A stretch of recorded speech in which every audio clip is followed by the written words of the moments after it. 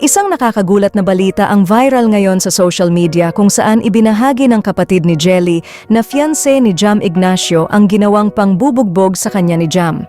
Narito ang post. Bigla na lang pinagsasapak, binugbog habang pauwi ate ko, walang kalaban-laban sa loob ng nakalok na sasakyan una sa lahat kung anuman ginawa ng ate ko, wala kang ni anong karapatan dampian ng kamay yung ate ko.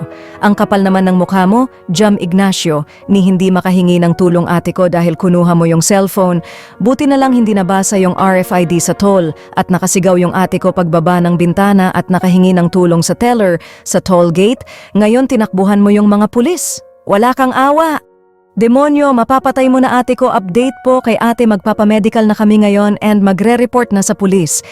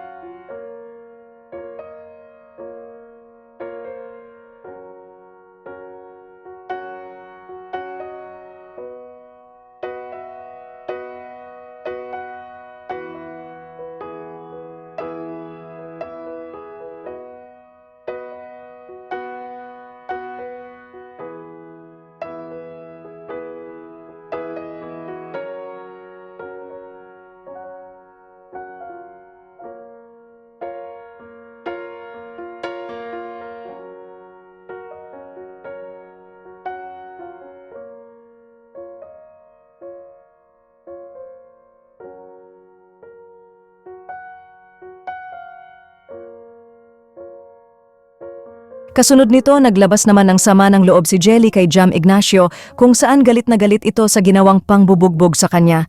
Nakikilala si Jam Ignacio dahil ito ang ex-boyfriend ni Carla Estrada.